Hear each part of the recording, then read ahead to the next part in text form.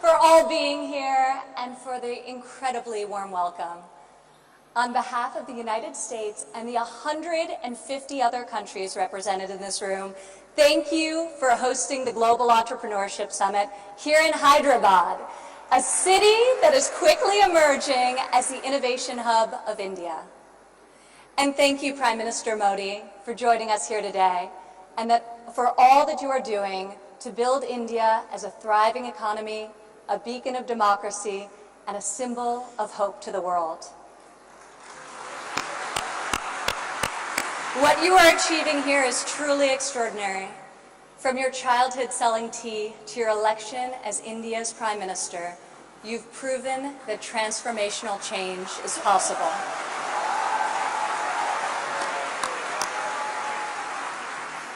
And now you are bringing that promise to hundreds of millions of people across your country. Thank you. To the people of India, I want to congratulate you as you celebrate the 70th anniversary of your independence. You are celebrating it as the world's largest democracies and one of the fastest growing economies on earth.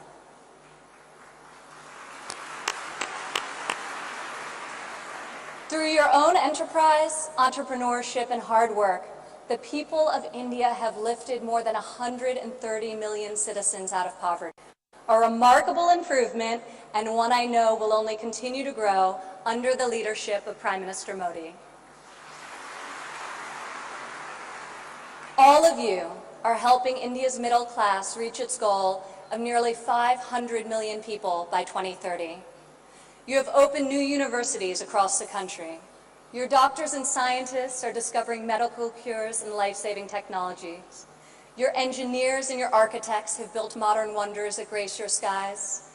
And Indian spacecraft have traveled to the moon and to Mars. The people of India inspire us all.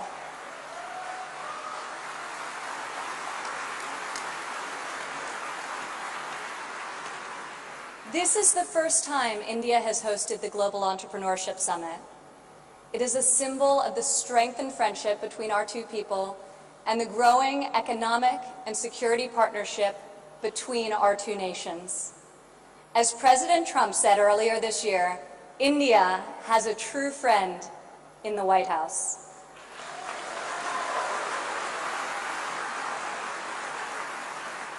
I would like to thank the State Department for co-hosting this incredible gathering. I would also like to thank Governor Narasimhan and all elected Indian officials who are here with us tonight for welcoming us to your beautiful country. Thank you. It's incredible to be in this ancient city brimming with transformative technology. Now, your tech centers may even outshine your world-famous biryani. Maybe. CEOs like Microsoft Satya Nadella went to school right here in Hyderabad.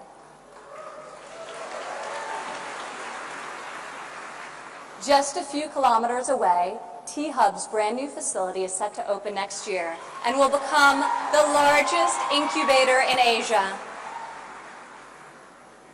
In this city of pearls, the greatest treasure is you, the dreamers, the innovators, entrepreneurs, and leaders who never give up, never abandon your aspirations, and always strive for a better tomorrow.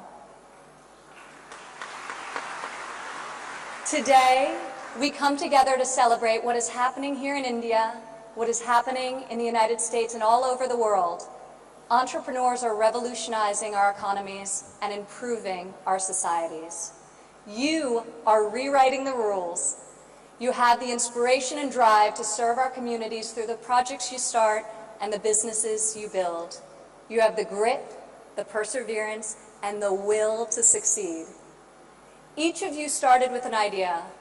You've worked long days and nights to code the next robot, create the next app, find the next cure, and discover the next breakthrough to improve the lives of millions of people. Some may have tried to convince you that the risks are too great, the rewards too small. But you are here today because you are not afraid to fail. You want to own your future. So I want to congratulate you on all that you have already accomplished.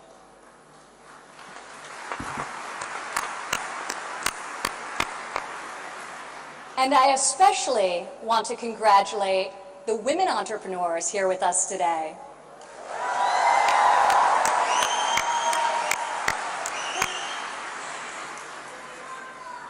Thank you.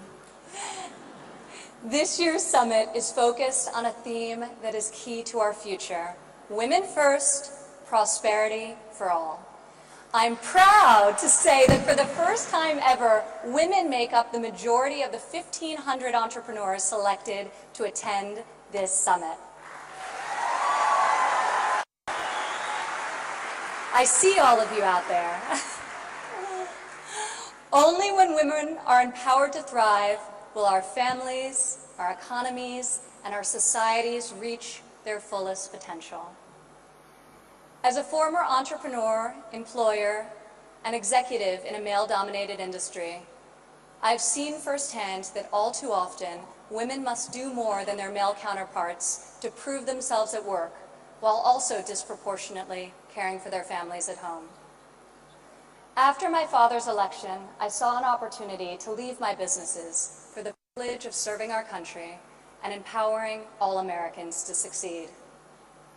Our administration is advancing policies that enable women to pursue their careers and care for their families, policies that improve workforce development and skills training, and policies that lift government barriers and fuel entrepreneurship so that Americans can turn their dreams into their incredible legacies. In the last decade, women have made remarkable strides in starting new businesses.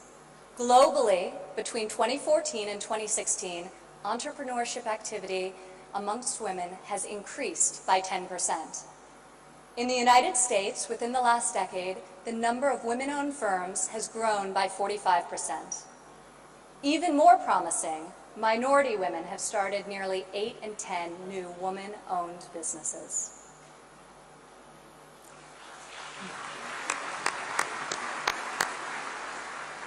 Today, more than 11 million women in the United States own businesses. They employ nearly 9 million workers and generate over $1 trillion in revenue.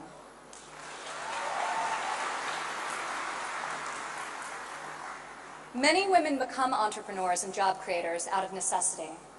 Some weren't given the flexibility they needed at work to care for their families. Others lacked professional sponsors or weren't given a fair shot at a promotion.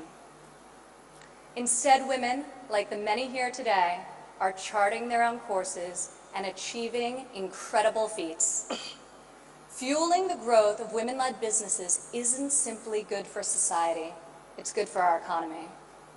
One study estimates that closing the gender entrepreneurship gap worldwide could grow our global GDP by as much as 2%. The women in this room can lead the way in closing that gap and ushering in a new era of greater prosperity.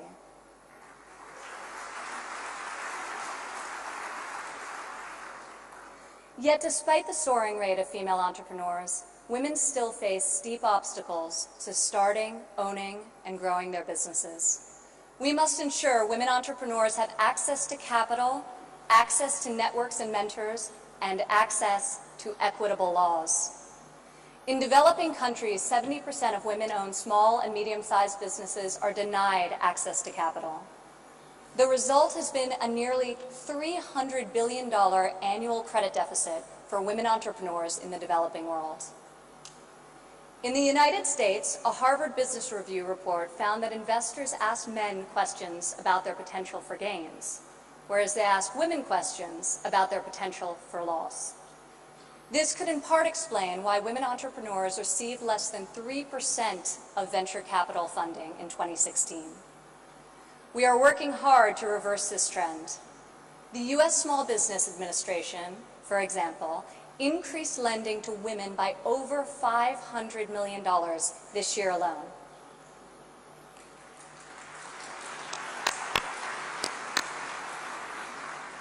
When it comes to networks and mentorship, roughly half of women in the United States say they have difficulty finding a mentor. Yet mentorship is critical to success, as each of you knows.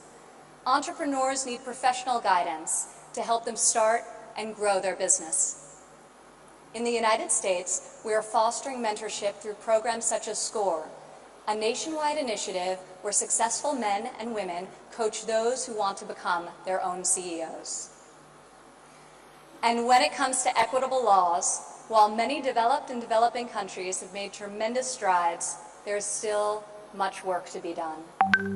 In some countries, women are not allowed to own property, travel freely, or work without the consent of their husbands. In even more countries, the cultural and family pressure is so great that women do not feel the freedom to work outside of the home. Our administration is striving to promote greater opportunity for women around the world, both through our domestic reforms and our international initiatives. This summer at the G20 conference, the United States was a founding member of a bold new initiative with the World Bank, the Women Entrepreneur Finance Initiative, also known as WEFI.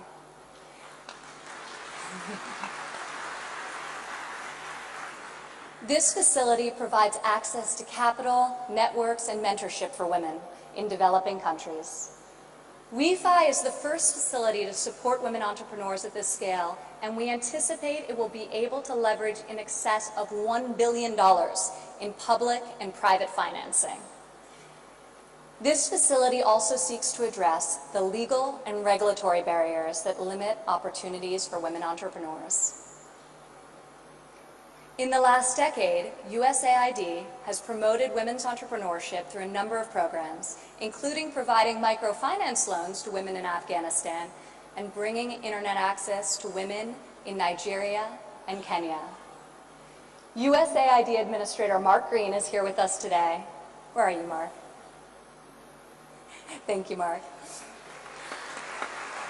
I want to thank Mark and the entire U.S. delegation for their tireless work to improve the lives of millions, both domestically and abroad.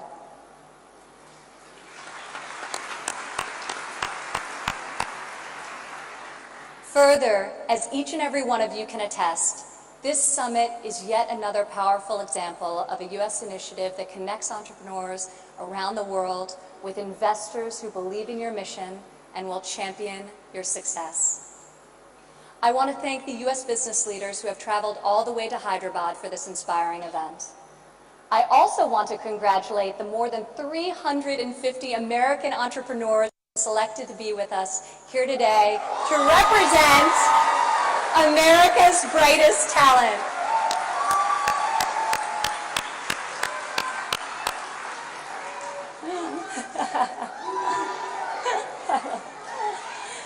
I think I found your section. Thank you. At home, our administration is committed to empowering women entrepreneurs through domestic reforms. In the past 11 months, we have expanded apprenticeship programs and prioritized STEM education to ensure that women and men have more opportunities to master the skills that drive progress in the 21st century. We have dramatically reduced job-crushing regulations, which disproportionately hurt entrepreneurs and small business owners. And we are laser-focused on passing long overdue tax cuts. This will provide much-needed relief to working families and to businesses of all sizes. Also this year, for the first time ever, the President's budget included a proposal to establish a nationwide program for paid family leave.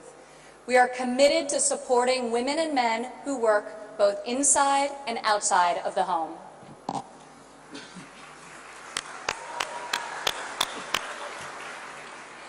When women work, it creates a unique multiplier effect. Women are more likely than men to hire other women, to give them access to capital, mentorship, and networks. Women are also more likely to reinvest their income back into their families and their communities. Here in India, I want to applaud Prime Minister Modi for his firm belief that the progress of humanity is incomplete without the empowerment of women.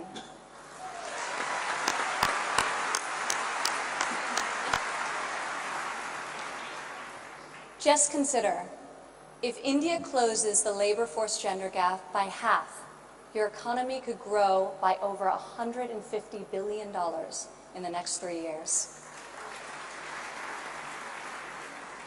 As we kick off this 3-day summit, I encourage everyone here to come together, learn from each other, and find new ways to lift barriers in our society so that women are free to innovate, empowered to succeed, and able to leave our children a brighter future. As we strive for change, we must never forget that the best hope for our future is far greater than any single government policy. The source of our success is found in the spirit, the drive, and the talent of our people. Here with us today from San Francisco is Dara Dotz. Dara spent over a decade working in underserved communities around the world. She witnessed firsthand that many times people need very simple items: a bucket for carrying water, a splint to treat an injury, a part to fix a generator. Dara co-founded Field Ready to provide life-saving supplies through 3D printing. Today, Dara's company responds to disasters all over the world and delivers humanitarian aid with cutting-edge technology.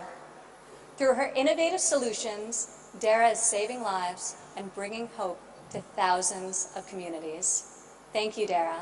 Please stand up, Dara.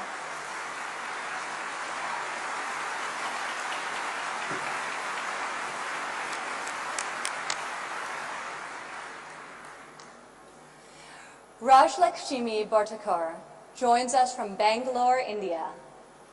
When her son began having seizures at a young age, she decided to create her own solution to better monitor his health. Stand up.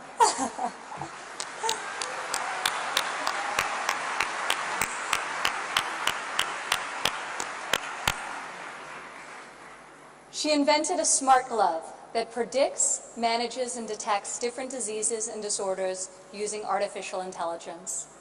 Now her company, Terra Blue, aims to make specialty healthcare accessible in even the most remote places in India. Rajlakshmi, your courage and determination is truly remarkable. Congratulations. Thank you.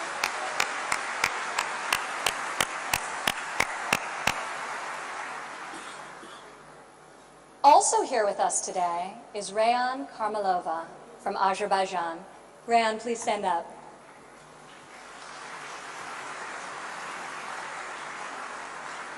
You all won't believe this, but Rayan is just 15 years old.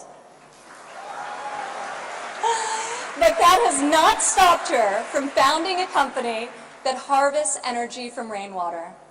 Rayan has a powerful motto: light up one house at a time. Rayan, each home you light up is illuminating the world. We are inspired by your brilliance and your hard work. Thank you.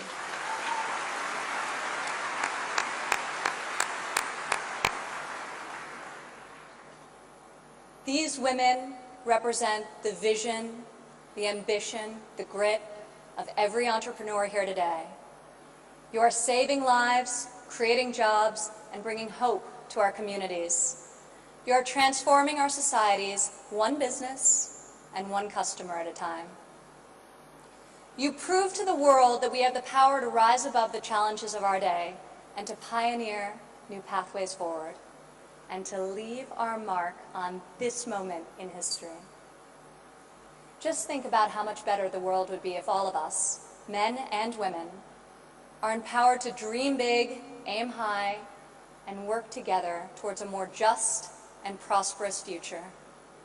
A future where mothers and fathers can work hard to build a better life for their families, where boys and girls can go to school, discover their talents, and pursue their ambitions, and where people of all nations can live and work together in dignity and in peace. This is a future we can, will, and must build together. And this is the promise of the visionaries gathered in this room today. Thank you.